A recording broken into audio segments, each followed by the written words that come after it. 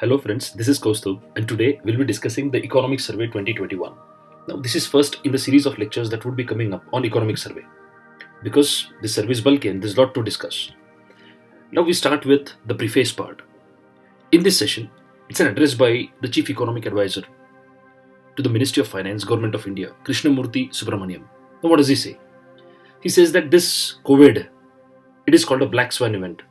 You know this term given by Nassim Taleb, black swan, something, an event whose probability is too low and then people don't expect it to happen. And then looking back, just think about it. Nobody thought that we can shut down the country for 3 months or more. And then a pandemic of global level would be living through it. So this is a black swan event. It's an health emergency. And why it is significant from economic perspective? This is the first time in the history of not only India, most nations, that a health emergency or a crisis has resulted into an economic recession which is severe than even the Great Depression. So, black swan event. The survey is also focused on the role of COVID warriors. It is a celebration of immortal human spirit of grit and compassion. No doubt, we are through the worst as of now. Hopefully, that we don't get to see more waves of COVID.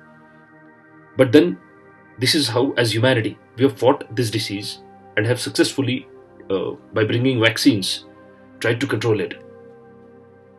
The survey also speaks about dilemmas. From government point of view, the dilemma was whether to focus on saving lives or livelihoods. So it's a very difficult decision, ethical dilemma that government had to go through. On one spectrum are countries like India, which clamped down through lockdown early during the evolution of this pandemic. And there are countries like United States of America which did not go for such severe lockdown. But then you try to save the economy or you try to save the people. It was a very difficult choice. Is a third way possible? We'll see what India has done. Next, the survey also speaks about strategic policy making in India. And he calls it, the Chief Economic Advisor calls it a sui generis case. So India is an exceptional case that we somehow managed, according to the survey, to save most people, control the pandemic, and also ensure that our economic growth may not suffer a lot. But I know this is debatable. We'll see. And lastly, what evolves through this survey is the role of digital technology. Since the last decade, things were already getting digital. The government had brought up Digital India campaign, which was very visionary, I would say, considering the impact that COVID may have or might have if we had not progressed in the digital field.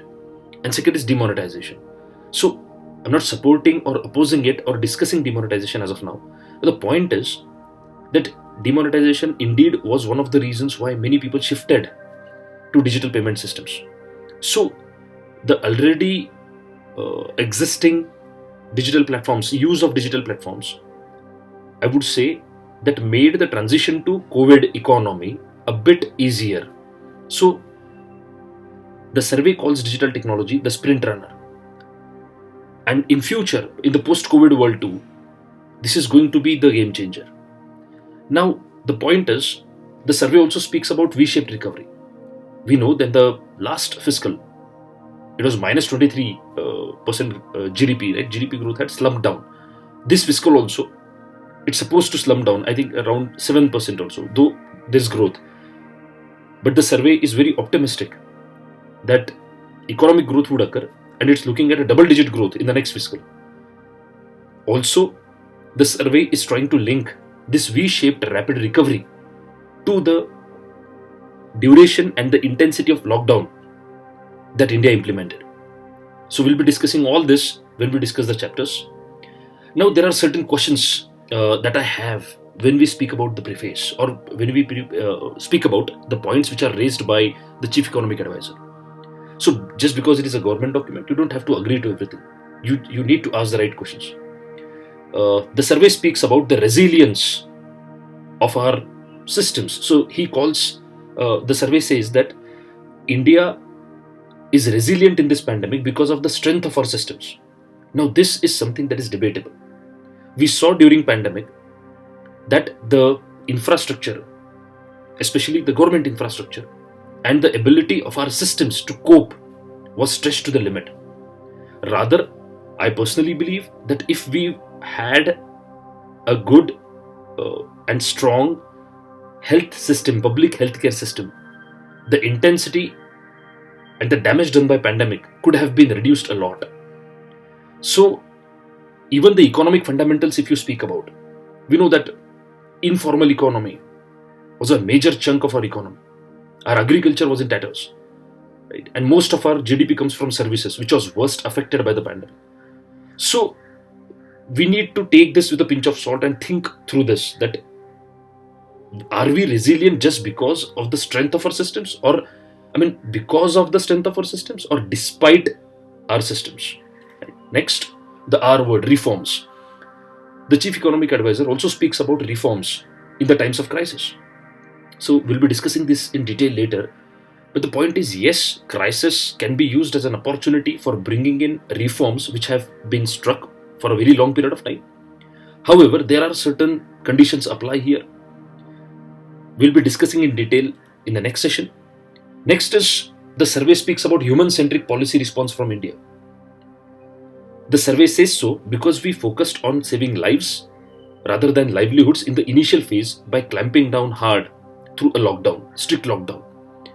But how human-centric it was is debatable if you consider the issue of migrants, which were trapped in urban areas and had to walk on their feet during this crisis, virtually seen as stateless people. So this was something that we need to think through. Strength of fundamentals of Indian society and economy. That is what the survey says, that what we have seen through the crisis and what has given us strength to spring back is the strong fundamentals of Indian society and Indian economy. You cannot agree less. Yes, it is true. But then the question that pops up in my mind is, what about Indian polity? During this crisis, and after, the crisis is not yet over. In this time, if you focus on what is happening in the political sphere, there are certain trends, and here we are not looking at it from the point of view of, say, government or opposition or whatever, right? It's the role of parliament, the role of political leaders, the role of overall political discourse in the country. Is it healthy? Is it based on discussion? Is it polarized? Does it give you civil liberties? Does everybody have freedom of expression? Are the systems being used effectively or being misused? So, during crisis, it is not just your society and economy that matters. The polity also matters, and we need to think over that point also. And lastly, the survey does speak continuously about resilience, right? But if you see resilience is bringing back to what was. However, crises are not just an opportunity to display resilience. Rather, if you build back better, you can develop anti-fragility. That is what I personally believe, that this opportunity should not be lost, and we should use this crisis in India and the globe, especially when we are speaking about Indian context. We should develop anti-fragility into our system, such that COVID or COVID-like crisis, because COVID is not the end of the story now. We may expect more frequency of such events or disruptions in future. With this, we need to evolve a system, not only economic but social political systems, where we are able to take care of our daily needs or daily functioning with minimum disruption, even if the crisis strikes. So this fluidity and of response would be possible if we become anti-fragile. So these are the points from my side about the preface. We'll be coming up with more sessions in detail. The next chapter would be uploaded soon. Till then, I would request you to subscribe to this channel, think, debate, and discuss. Thank you.